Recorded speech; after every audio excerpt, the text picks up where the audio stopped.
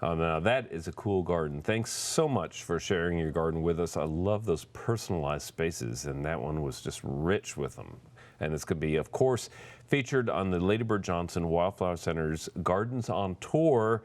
And we are now going to be talking about the rest of the tour and how you can participate. Our friend Andrea DeLong-Amaya is back on the program. Hello. Welcome back. Thank you. And this is an annual tradition that is a really big deal now in Austin, and a really wonderful way to celebrate Mother's Day weekend. It's a perfect way, you know, grab your mom and drag her around to all these gardens, and she'll love it. She will love it, and even if mom doesn't love it, take her. Or to do with the kids. Or, yeah. She could sit in the car and be grumpy. If that's what mom wants to do, that's fine. But there's going to be a variety of gardens that people can visit, and let's give them the lay of the land. As per usual, just give them an understanding of how this works. Yeah, so it's a private tour.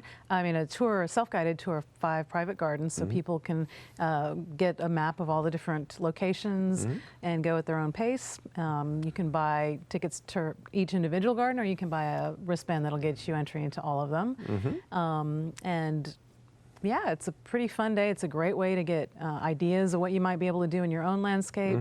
We have a good range of large gardens and small gardens. Right. So yeah, it's pretty. So cool ideas, and I always tout when we talk about garden tours that you often can visit with the gardeners or the designers of the gardens. Yes. And it's a great opportunity to really learn directly from people's hard work. Yeah, and then you can talk with the designers, and sometimes the homeowners will be there and they want to show off their garden and talk about the challenges and how they dealt with certain issues, and that can be really informative.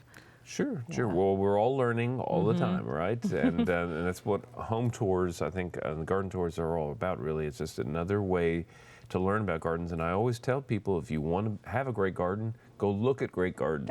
That's a great, yes, that's the way to do it. You know, because it's always appropriate to steal good ideas. Yes. What are the secrets of being a good gardener? Theft. So let's walk through some of the other gardens. There's the small. We're going to start with the smallest one on the tour, which I think is appropriate because a lot of people can go over. They see a great big estate-scaled garden. Sometimes it can overwhelm them. So seeing something that's really small and intimate really gives them opens the door in a way. Yeah, I think that's definitely true, and we get a lot of requests every year to have small, like normal people, garden-sized projects. Right. And this one is definitely that, and it was designed by the homeowner. It's on Placid Place. On Placid Place, right. Yeah. I love it. The house is purple, and it's also, you know, very much an expression of the character of the homeowners there, and lots of nice spaces. It's almost entirely native plants. There's a small vegetable garden area and a few herbs too, but mostly it's Texas native plants.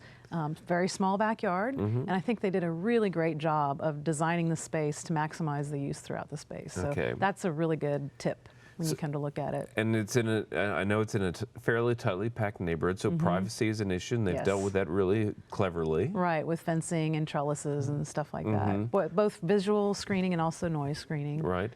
And also beautiful rock work, and so it really combines a lot of things, and on top of all that, it's very lush, and it has a lush feel in some places. I laugh because Judy Walther, who designed it, who lives there at her garden, she calls it defensive gardening.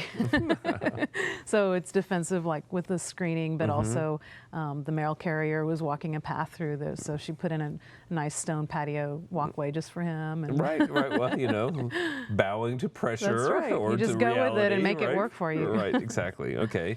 So that is on Placid Place, and again, a great introduction to the tour if you want to start small. The next garden we're going to talk about is located on Cathy Cove. And there are a lot of striking things about this particular garden. But the thing that, as we were looking at some of the visuals, one thing that jumped out at me was a wall of maidenhair fern. It's a water wall. Yeah, really. That is one of the highlights of the garden, I think, too. And it's great. It looks great all year long. It's very soothing, you know, seeing maidenhair ferns and trickling water, and you know, there's frogs in the water. Speaks of those beautiful hidden coves in the hill country. Yeah, you know? yeah. It's a nice use of the space that was underneath a deck where it was very shady and they were trying to figure out what are we going to do with this space, and I think that was a creative way to deal with with that otherwise dead space, and it's really very attractive. Beautiful, again, beautiful stonework throughout. Yes, lots of extensive stonework.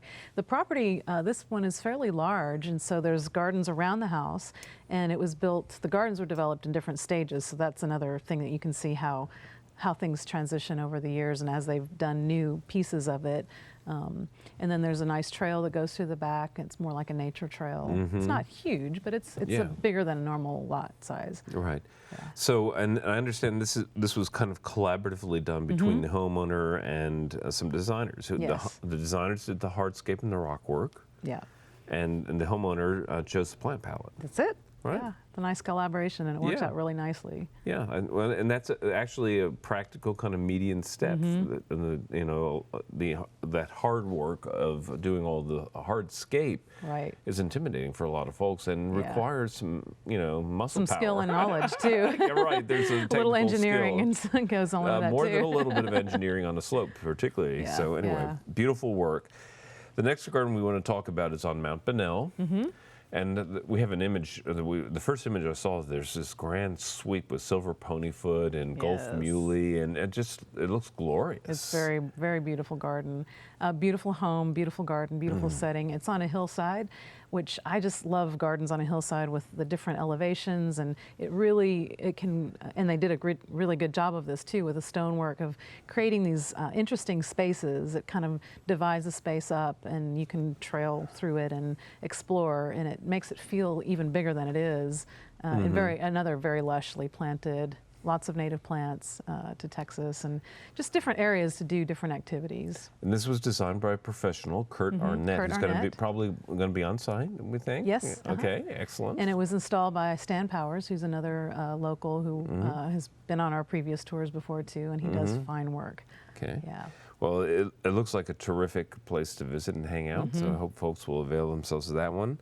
And one of the things that is always open on the tour is the Wildflower Center itself, right? Yes. People can stop by and participate that way. Yeah, and the Wildflower Center is looking better than ever, I have to say.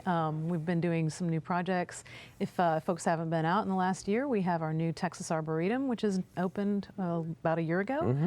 So that's definitely a must-see. We have swings there. There's a power line planting demonstration area, like small trees that you can plant under power lines that the city approves of. Yes, which is, for example. If only the city would pay attention to that sometimes, because I've seen them plant bald cypress under power lines. But it's a nice trail. It's very pleasant, and people run on the trails. It's nicely and improved, so it's level and even, and it's just a beautiful, quiet, serene place at the Wildflower Center. Okay. Well, let's walk through the basics one more time, just in terms of, it's again Saturday, May 11th. People can buy tickets online, or they can find information, I guess. Find information online, yeah. And there are several nurseries that are vending the tickets. Barton Springs Nursery, the Natural Gardener, Treehouse. I'm probably forgetting. I think we can probably put up a slide of the different places that are vending those again for us this year, and of course at the Wildflower Center. And one thing it's always good to check is photography allowed. And all of the homes have photography allowed this year. Oh, definitely. That's good. Yes, yeah. We try to get that if right. at all possible, because I know it's a drag if you can't get pictures of the garden to see what they look like. Okay. So again, we hit the three gardens we just talked about, plus the one that we profiled at the beginning, and the Wildflower Center itself. It should be a great weekend for people, and we really appreciate you coming back. There's one garden that we haven't talked about. Oh, we haven't? Yeah. This one was on Highland Terrace. Oh, okay. This was another project that the homeowners designed. It's a beautiful garden. It's very whimsical, lots and lots of little spaces for sitting areas and chairs, and quirky, like lots of collections of architectural features and wind chimes and stuff. It's really fun. Okay, very good. Well, yes, I'm really glad you brought that up. Absolutely charming looking space and very individualistic and filled with creativity, so that's awesome. Okay, well, Andrea, on that note, we'll wrap it up. Thank you so much for being here. Thank you for having me again. Okay, and our friend Daphne is waiting for us.